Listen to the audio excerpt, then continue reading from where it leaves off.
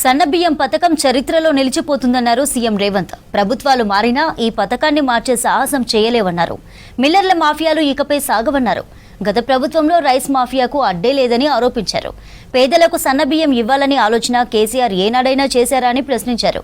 అలాంటి వ్యక్తితో తనకు పోలికేమిటన్నారు రేవంత్.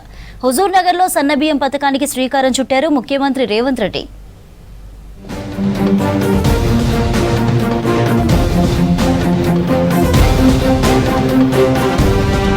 పదేళ్లలో ప్రజల సొమ్మును దిగమింగిన కేసీఆర్ ఫ్యామిలీని ఊరేసినా తప్పులేదన్నారు ముఖ్యమంత్రి రేవంత్ రెడ్డి. హుజూర్ నగర్లో రేషన్పై సన్నబియ్యం పథకాన్ని ప్రారంభించారు. ఎవరు అడ్డుపడ్డా 3,10,00,000 మందికి సన్నబియ్యం ఇస్తామని చెప్పారు. ఈ పథకం చరిత్రలో నిలిచిపోతుందని, ప్రభుత్వాలు మారినా ఈ పథకాన్ని మార్చే సాహసం చేయలేవన్నారు రేవంత్. ఇక దొడ్డు బియ్యం కాదు, ప్రతి పేదవాడికి ప్రతి ఒక్కరికి 6 కిలోల సన్న బియ్యం ఇవ్వాలి. ఉగాది, దీపావళి, సంక్రాంతి పండుగ కాదు, పేదవాడి ఇంట్లో ప్రతిరోజు పండుగ ఉండాలి.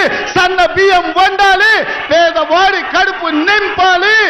ఆ బాధ్యత మేము తీసుకోవాలి. సోనియమ్మ నాయకత్వంలోని ఆలోచన చేసినాం.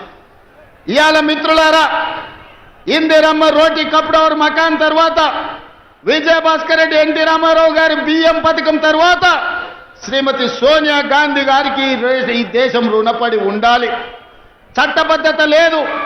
అందుకే ఆహార భద్రత చట్టాన్ని పార్లమెంటులో తెచ్చి పేదవాడికి తినడానికి అవసరమైన అన్ని వసతులు ఏర్పాటు చేయాలని ఆహార భద్రత చట్టం శ్రీమతి సోనియా గాంధీ గారు పార్లమెంటులో తెచ్చి పేదవాడి ఆకలి తీర్చడానికి సోనియమ్మ చట్టాలు చేసింది.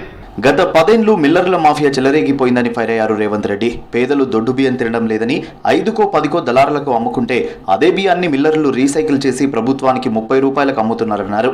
ఈ మాఫియాను అడ్డుకోవాలని పేదలకు సన్నబియ్యం ప్రారంభించామన్నారు. గతంలో తాను పేరుతో 10 కిలోలు దండి కొట్టేదని, ఇప్పుడు ఆ పని చేస్తే తాట తీస్తున్నామన్నారు సీఎం. ఈ రోజు రేషన్ షాపుల్లో దొడ్డు బియ్యం పోతే ఉచితంగా ప్రతి మనిషికి రాష్ట్రంలో 3 కోట్ల మందికి ప్రభుత్వం ఉచిత బియ్యం ఇస్తే ఆ బియ్యం 10 రూపాయలకు మళ్ళా మిల్లర్లే కొంటున్నారు.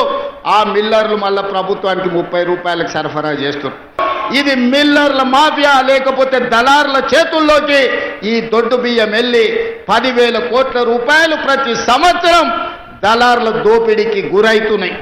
పేదలకు సన్నబియ్యం ఇవ్వాలనే ఆలోచన కేసీఆర్ ఎప్పుడైనా చేశారా అని ప్రశ్నించారు రేవంత్ రెడ్డి. వరేస్తే ఊరేనని గతంలో ప్రకటన చేసి ఆయన ఫామ్ హౌస్ లో మాత్రం వరి వేసుకున్నాడని చెప్పారు. కేసీఆర్ పండించిన వడ్లు క్వింటా 4,000కు కొన్నారని, అదే పేదలు పండించిన వడ్లకు ఆ ధర ఎందుకు రాలేదని ప్రశ్నించారు. నల్గొండపై కేసీఆర్ కక్ష కట్టి ప్రాజెక్టులు పూర్తి చేయలేదన్నారు. 10 ఏళ్లు మేధావుల మన్నోళ్ళు, 80,000 పుస్తకాలు చదివినోళ్ళు, తెలంగాణ మూలన నరాన నాకు తెలుసు, ఎవరికి తెలుసు అని అడిగినోడు 10 ఏళ్ళలో ఎన్నడన్న సన్నబియ్యం పేదోళ్ళకి ఇవ్వాలని ఆలోచన చేసిండా? మీరు ఒరేస్తే ఉరేసుకున్నట్టే అని మిమ్మల్ని భయపెట్టిండు. అదే సీజన్లో అదే పంటలో దాదాపుగా ఎర్రవల్లి ఆయన ఫామ్ హౌస్లో 1000 ఎకరాల ఒడ్డు పంపిస్తే కావేరి సీడ్స్ అనే కంపెనీ 4,500 రూపాయలకు క్వింటాలు ఆయన ఫామ్ హౌస్లో వండించిన వడ్లు కొన్నారు. మిత్రులారా, నేను ఇది అధికారికంగా ఆరోపణ చేస్తున్న వారి మీద. నేను అడుగుతున్న తెలంగాణ రైతాంగాన్ని, మనం పండించిన వడ్లు 2,000 కొనేటోడు దిక్కు లేదు. రైతులు ఊరేసుకుంటుంటే వడ్లు కొనక చంద్రశేఖరరావు గారు ఫామ్ హౌస్లో పండించిన వడ్లు 4,500 రూపాయలకు క్వింటాల్ కొన్నారంటే అవి వడ్లా, లేకపోతే అందులో బంగారం పండుతుందా అని నేను అడుగుతున్నా. దొరగారి ఫామ్ హౌస్లో పండితే 4,500లకు అమ్ముకుంటాడు. మన దళితులు, గిరిజనులు పండిస్తే వడ్లు కొనేటోడే లేడు.